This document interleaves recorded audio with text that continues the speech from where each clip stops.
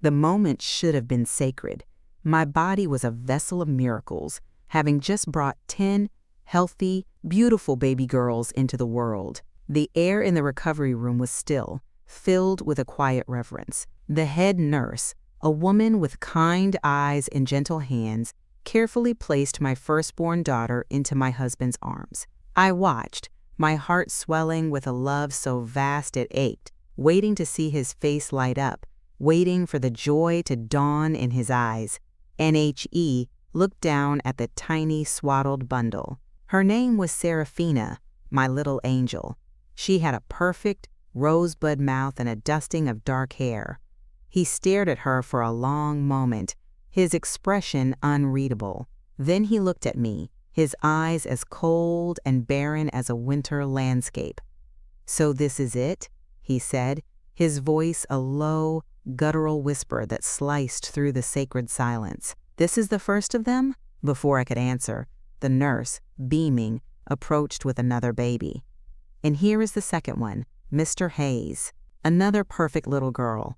NSHE tried to hand the baby to him, but he recoiled as if she were offering him a snake. He looked from the baby in his arms to the one the nurse was holding, and then to the row of incubators where our other 8 daughters lay. A dark, ugly sneer twisted his lips. NHE turned back to me, his voice no longer a whisper but a venomous declaration that echoed off the sterile walls. 10 of them, Amelia. 10 curses. You didn't give me daughters, you gave me a plague. NHE thrust Serafina back at the stunned nurse with such carelessness that she gasped, clutching the baby to her chest. "Get them away from me," he snarled, waving a hand at the incubators as if shooing away insects. "I will not have my name attached to this freak show. This is not a family. It's a burden." NMY heart didn't just break, it shattered. The pieces felt like shards of glass in my chest. I had endured a high-risk pregnancy, a grueling delivery, all while dreaming of this moment. And he had turned it into a scene of profound, soul-crushing rejection. My daughters were not even an hour old, and their own father had already condemned them. They were born not into a loving embrace, but into the cold, hard reality of his contempt. NHE strode over to my bedside, leaning down, his face a mask of fury. "This is your mess, Amelia. You and your 10 little curses. You will not ruin me. You will not drag my name through the mud with this spectacle." NHE straightened up and walked towards the door. He didn't look back. He didn't spare a single glance for the 10 tiny lives he had helped create. He just left. The door swinging shut behind him was the sound of my old life ending. NTHE head nurse rushed to my side, her face a mixture of pity and outrage. "I am so sorry," she whispered, her voice trembling. I've never seen anything like it." NBUT, I barely heard her. All I could hear was the sound of my daughters beginning to cry, a soft chorus that grew in volume. It was as if their tiny souls could already sense it. They had been rejected before they were even named. Their father had looked upon them not as blessings, but as curses. And in that moment, I made a silent vow. If he was their curse, I would be their blessing. I would be their protector, their champion, their everything. And I would spend the rest of my life making him regret the day he walked away from 10 miracles. Hello, everyone watching. Thank you for being here with me. If this story resonates with you, please show your support by hitting the like button and subscribing to my channel. It means more than you can imagine. Now, let's go back to the beginning, the promise of a legacy. When I married Robert Hayes, I married a legacy. The Hayes family was old money, their name synonymous with banking, philanthropy, and a certain kind of quiet, unshakable power. Robert was the heir apparent, a man raised from birth to take over the family dynasty. He was handsome, polished, and carried himself with an aristocratic grace that I, a humble history teacher, found both intimidating and captivating. NHE told me I was a breath of fresh air. He said my passion for the past grounded him, that I was different from the society women he had been raised around. I believed him. I thought our love was a bridge between 2 different worlds. I didn't realize he saw me as just another asset to be acquired, a suitable, intelligent woman who would produce the next generation of the Hayes legacy. The pressure for a son was never spoken aloud in the early days, but it was a constant, unspoken presence. It was in the way his father, a formidable patriarch, would clap him on the back and talk about the future of the firm. It was in the portraits of generations of Hayes men that lined the halls of their ancestral estate. Women were present in the portraits too, but they were always seated, their expression serene and secondary, their purpose clear, to bear the sons who would carry the name. And I desperately wanted to be a mother, but I was naive. I thought we would build a family. Robert was planning a succession. His desire for a son wasn't about love or fatherhood. It was about fulfilling a dynastic duty that had been drilled into him since birth. When I became pregnant, the family's quiet expectation turned into a palpable excitement. Robert was attentive, but his attention felt clinical. He wasn't interested in my cravings or the baby's first kicks. He was interested in the genetics, the lineage, the continuation of a bloodline. NTHE, day of the first ultrasound, was the day the first crack appeared in our perfect facade. The doctor, a man whose family had served the Hayes family for generations, was pale as he looked at the screen. It's remarkable, Robert," he stammered. "I see 10 distinct heartbeats." I felt a dizzying mix of terror and awe. 10 babies, my babies. I looked at Robert, expecting to see a reflection of my own shock. Instead, I saw a flicker of something else in his eyes, calculation. He wasn't seeing 10 children. He was seeing 10 chances. 10 opportunities to secure the male heir he so desperately needed. "The odds are good, then," he said, his voice calm, almost businesslike. "Very good." From that day forward, my pregnancy became the Hayes family's most important project. I was moved to the family estate, a sprawling, isolated property under the guise of needing rest and quiet. In reality, I was a prized broodmare, watched over by a team of private medical staff. My life was no longer my own. It belonged to the legacy. Robert would visit me daily, but our conversations were strange and stilted. He would read to my belly from the financial news. He would talk about the importance of a strong name, of duty, of responsibility. He was not speaking to me, or even to his unborn children. He was speaking to his unborn son, the one he was certain was among the 10. And I tried once to voice my own hopes. "I just want them to be healthy, Robert." Happy looked at me as if I had said something foolish. "They will be Hayes," he said, as if that was the only answer that mattered. "Their happiness is irrelevant. Their duty is everything." In that moment, I understood. I was not a wife or a partner. I was an incubator for a dynasty, and my value was entirely dependent on my ability to produce a male heir. The promise of a legacy had become my prison. In the gilded cage, life on the Hayes estate was a strange paradox of luxury and confinement. I was surrounded by priceless art, lush gardens, and a silent, efficient staff that catered to my every need. But it was a gilded cage. My phone calls were monitored, my internet access was restricted, and my visitors were vetted by Robert's formidable mother, Eleanor. She was the true matriarch of the family, a woman of iron will and icy composure, who saw me not as a daughter-in-law, but as a vessel for her grandchild, her grandson. Eleanor would sit with me for an hour each afternoon, her knitting needles clicking like a metronome counting down the seconds to my delivery. She would tell me stories of the Hayes men, of their accomplishments, their power, their unwavering sense of duty. She never spoke of the Hayes women, except in passing, as good wives and devoted mothers. Her message was clear. My role was to be silent, supportive, and, above all, successful in my biological duty. "A strong family needs a strong heir, Amelia," she said one afternoon, her eyes never leaving her knitting. "Robert has a great weight on his shoulders. It is your duty to lighten that load, not add to it." NTHE emotional isolation was profound. Robert was often away on business, and when he was home, he treated me with a detached, proprietary air. He would place a hand on my belly, not with affection, but as if assessing an investment. The 10 lives growing inside me were not individuals to him. They were a portfolio, and he was waiting to see which asset would yield the highest return. I found my only solace in the estate's vast, neglected library. It was the one place Eleanor and her staff rarely ventured. There, surrounded by the scent of old paper and leather, I would read to my unborn daughters. I read them tales of brave heroines, of women explorers, scientists, and artists. I whispered their names to them, names I had chosen in secret, names that had nothing to do with the Hayes lineage: Seraphina, Evangeline, Clara, Beatrice, Isadora, Penelope, Rosalind, Thea, Felicity, and Hope. They were my secret garden of names, a rebellion of the heart. And as the pregnancy progressed, the pressure intensified. The family had already begun planning the christening for the heir. They had commissioned a portrait of Robert with his future son. They spoke of schools, of business succession, of a future that was entirely predicated on the birth of a boy.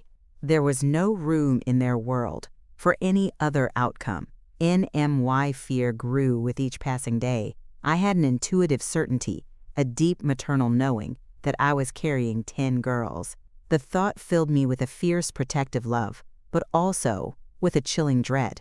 What would happen when they discovered I had failed to deliver on their one unspoken demand? NTHE day I went into labor, the estate buzzed with a quiet, controlled panic. It was a logistical operation, not a celebration. I was transported to a private hospital wing that the Hayes family had endowed, a place where their power could ensure absolute privacy and control. As they wheeled me into the delivery room, Robert took my hand. His grip was tight, his knuckles white.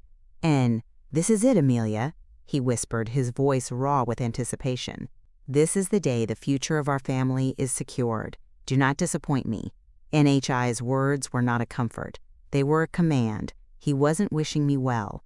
He was giving me an order. I was not a wife about to give birth. I was a soldier being sent into battle, and my only acceptable victory was to bring him back a son. The unveiling of 10 Cursus NTHE delivery room was a theater of quiet efficiency. The medical team, handpicked by the Hayes family, moved with a practiced, almost silent grace. Robert stood in the corner, a statue of tense expectation. He refused to sit, refused to speak, his eyes fixed on the proceedings with an unnerving intensity. One by one, my daughters were born. With each birth, a nurse would quietly announce the outcome to the head physician, who would then give a subtle, almost imperceptible nod. There were no joyful proclamations, no cheers. The atmosphere was as sterile as the instruments on the tray. I felt detached, floating, my entire being focused on the 10 tiny souls I was bringing into the world. And after the 10th and final baby was born, a heavy silence fell over the room. The medical team busied themselves, their movements suddenly seeming rushed, their faces averted. No one would look at Robert. No one would look at me. The silence was a living thing, a suffocating blanket of unspoken failure. Finally, the head physician, an old man with tired eyes, approached Robert. He cleared his throat. "Congratulations, Mr. Hayes," he said, his voice low and formal. "You have 10 daughters. All are healthy and stable." Robert didn't react. He didn't move. He simply stared at the doctor as if he had been spoken to in a foreign language. Then, slowly, he turned his head and looked at me. The expression in his eyes was not one of disappointment. It was one of pure, unadulterated fury. It was the look of a king whose heir had just been executed before his eyes. NHE walked out of the delivery room without a word. NTHE, hours that followed, were a lonely, terrifying blur. I was moved to a private suite, a luxurious room that felt as cold and empty as a tomb. The nurses were kind but distant, clearly under orders. They spoke to me only when necessary. My daughters were in the NICU, and I was not allowed to see them. For observation, they said, but I knew it was an order from the Hayes family. I was being quarantined with my failure, and Robert's mother, Eleanor, was the one who came to see me. She entered the room like a specter, her face a mask of cold, controlled rage. She did not sit down. She stood at the foot of my bed, her hands clasped, her posture rigid. "You have failed this family, Amelia," she said, her voice like chipping ice. "You have failed your husband. You have failed your duty." "They are beautiful," I whispered, my voice hoarse. "They are healthy. They are irrelevant," she snapped. 10 of them, a grotesque spectacle. "You have made a mockery of the Hayes name. You have given us a sideshow instead of a son." She informed me of the family's decision. I would remain at the hospital until they decided what was to be done. The births would not be publicly announced. A story was being fabricated, a story of a difficult pregnancy and a tragic outcome. They were going to erase my daughters. They were going to erase me. It was later that night that Robert finally appeared. He must have been drinking. His perfect composure was gone, replaced by a raw, ugly rage. That's when the scene from my hook unfolded. The nurse, trying to bridge the gap, brought our firstborn, Serafina, to him, and he looked at his own child and called her a curse. NHI's words, "This is your mess, Amelia," were a declaration of war. He wasn't just rejecting our children, he was abandoning us to a fate of his family's design. As he walked out, leaving me in the wreckage of my life, I knew that the gilded cage had become a real one. And if I didn't find a way to break out, my daughters and I would disappear forever. NA lifeline in the Darkhan FOR, 3 days. I was a prisoner in a luxury hospital suite. My daughters remained in the NICU, and every request I made to see them was met with a polite but firm refusal. "The doctors feel it's best they remain undisturbed," the nurses would say, their eyes filled with a pity that made me feel even more powerless. I was being systematically isolated, cut off from my own children, a tactic designed to break my spirit. NTHE Hayes family was building a wall of silence around us.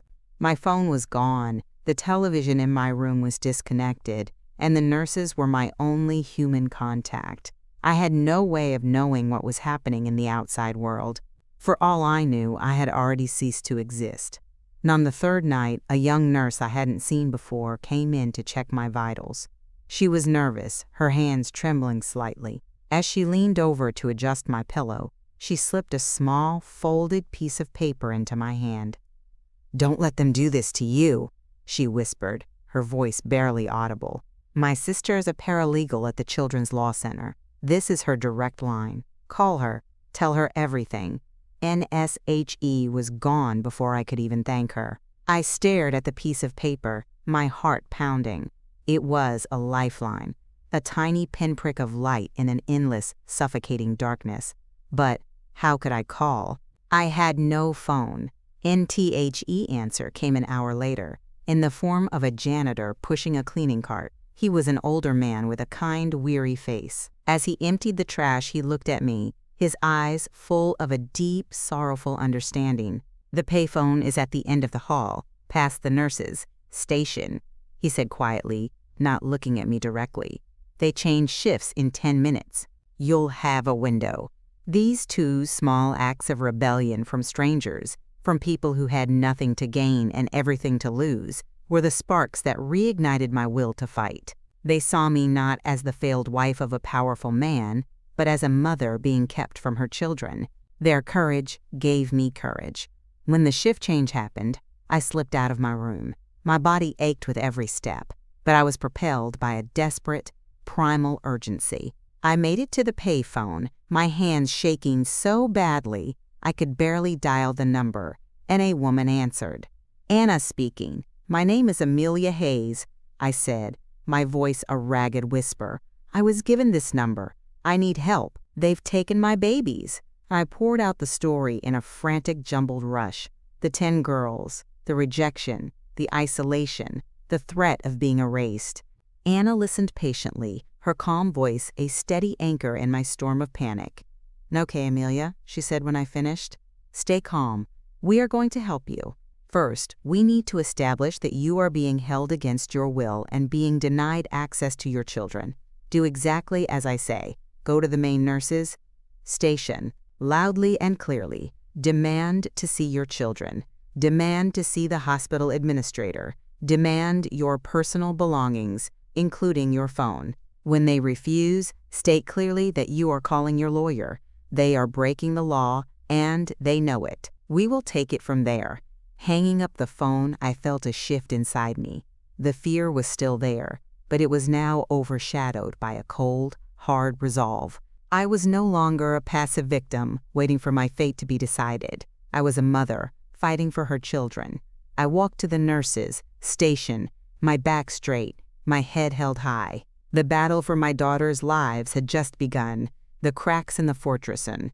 My confrontation at the nurses' station was a scene of quiet, controlled chaos. As instructed, I made my demands loudly and clearly. The nurses on duty were flustered, their professional composure cracking under the pressure of my direct, public challenge. They exchanged panicked looks, their authority undermined. The head nurse was summoned, and she tried to placate me with condescending murmurs about my emotional state. My emotional state is that of a mother who is being illegally prevented from seeing her 10 newborn children, I said, my voice ringing with a strength I didn't know I possessed. I demand to see them now, and I demand to speak to the hospital administrator, or I will be forced to inform my lawyer that this hospital is complicit in a kidnapping. NTHE word kidnapping hung in the air like a live grenade. It was a calculated risk, but it worked.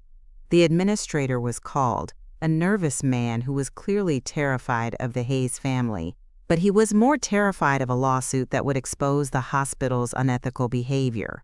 Within the hour, I was being wheeled to the NICU. Seeing my 10 daughters was like seeing the sun after a lifetime of darkness. They were so small, so perfect, their tiny chests rising and falling in their incubators.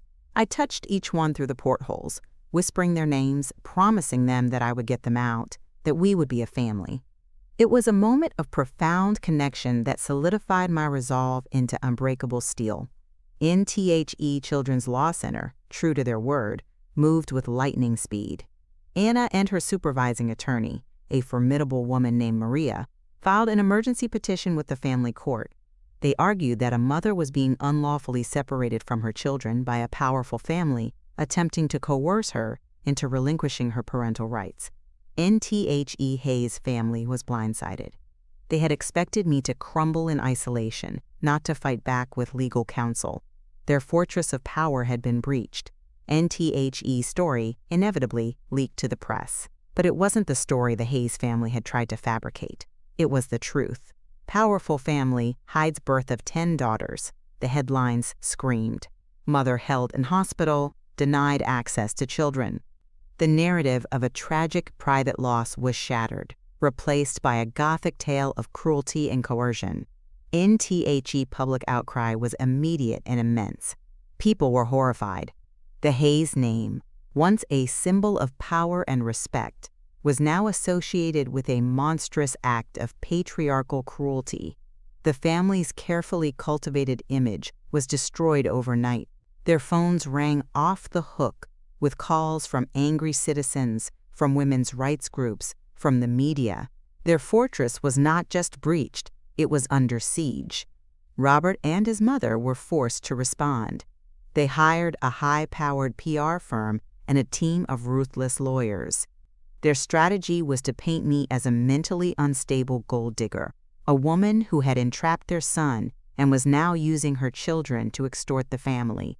They underestimated the power of a mother's truth, and they underestimated the number of cracks in their own fortress.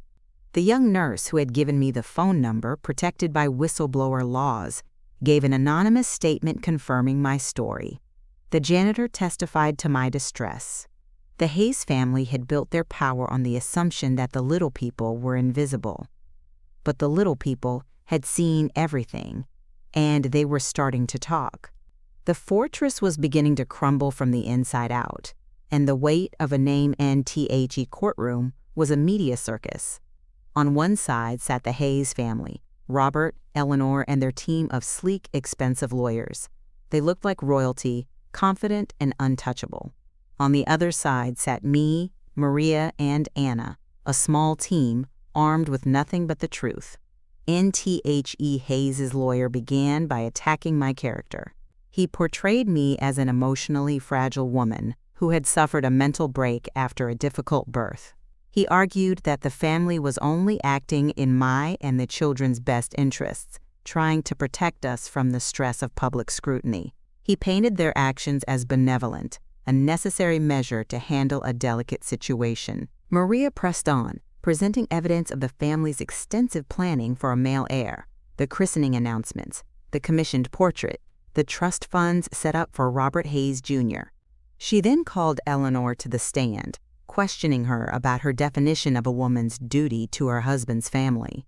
Eleanor's cold, aristocratic answers about bloodlines and legacy horrified the courtroom. NTHE turning point came when Maria called me to the stand. I told my story simply, holding the gaze of the female judge. I spoke of my love for my daughters and the moment I was told they were curses. I described being locked away, denied access to my own children. NTHE Hayes's lawyer tried to trip me up on cross-examination. Mrs. Hayes, isn't it true you are overwhelmed? That 10 children are simply too much for any one woman to handle? And I looked directly at him. Being a mother to 10 children is a challenge I welcome with all my heart, I said, my voice clear and strong. What is impossible for any woman to handle is a husband who calls her children a plague and a family that tries to steal them from her. In the end, the judge's ruling was scathing. She called the Hayes family's actions abhorrent, misogynistic, and a grotesque abuse of power. She granted me sole, emergency custody of my 10 daughters. She ordered Robert to have no contact with me or the children. She froze a significant portion of the Hayes family assets, ordering them to pay for all expenses related to the children's care and to set up 10 individual irrevocable trusts, one for each of my daughters. NWE had one. As we walked out of the courthouse, past the cheering crowd, I felt the true weight of the Hayes name lift from my shoulders. Robert had been so obsessed with his name, his legacy, but in trying to protect it, he had destroyed it. He had shown the world that the Hayes name was not a symbol of power, but a poison. In a legacy of blessings NTHE, aftermath of the court case was a quiet revolution. The Hayes family, disgraced and publicly shamed, retreated from public life. Their empire, built on a name that was now tarnished beyond repair, began to falter. Robert, stripped of his inheritance and his reputation, faded into obscurity, a bitter man haunted by the legacy he had lost. NMY life, in contrast, began to bloom. With the resources from the settlement, I was able to create a secure and loving world for my 10 daughters. We moved into a large, comfortable house, not a mansion, but a home, filled with laughter, chaos, and unconditional love. I named it the Blessing House. I didn't want my daughters to be defined by the trauma of their birth, but by the strength they had inspired. I established the 10 Blessings Foundation, an organization dedicated to providing legal and financial support to mothers fighting coercive control from powerful families. My story became a beacon of hope for women who felt trapped and powerless. NMY daughters grew up knowing their story, but they knew it as a story of triumph, not of victimhood. They knew they were born not into rejection, but into a fight that their mother had won for them. They grew into 10 distinct, brilliant, and compassionate young women. Serafina, my angel, became a human rights lawyer fighting for the vulnerable. Evangeline, my good news, became a journalist, telling the stories that needed to be told. Clara became a doctor, Beatrice a scientist, and Isadora a world-renowned dancer. Penelope became a teacher, and Rosalind a landscape architect, creating beautiful public gardens. Thea became a diplomat, Felicity a social entrepreneur, and Hope, my youngest, became a psychologist, helping others heal from trauma. And on their 21st birthday, I hosted a large celebration at the Blessing House. It was filled with the families we had helped through our foundation, a vibrant community born from a moment of darkness. NTHAT evening, my daughter Hope, the psychologist, stood to give a toast. She looked at me, her eyes shining. "There's a concept in psychology called post-traumatic growth," she said, her voice resonating through the crowd. "It's the idea that profound struggle can lead to profound, positive change." Our father looked at us and saw 10 curses. He was wrong. He was looking at 10 blessings. But the real blessing wasn't us. It was the strength he forced our mother to find. He tried to curse her with 10 burdens, and instead, she blessed the world with an army of women who refused to be silenced. And I looked at my 10 daughters, my 10 blessings, my 10 miracles. They were my legacy. Not a legacy of a name or of wealth, but a legacy of love, resilience, and the undeniable truth that what one man calls a curse, a woman can turn into a revolution. He had tried to reject them, but in doing so, he had only ensured that they, and the mother who fought for them, would never be forgotten.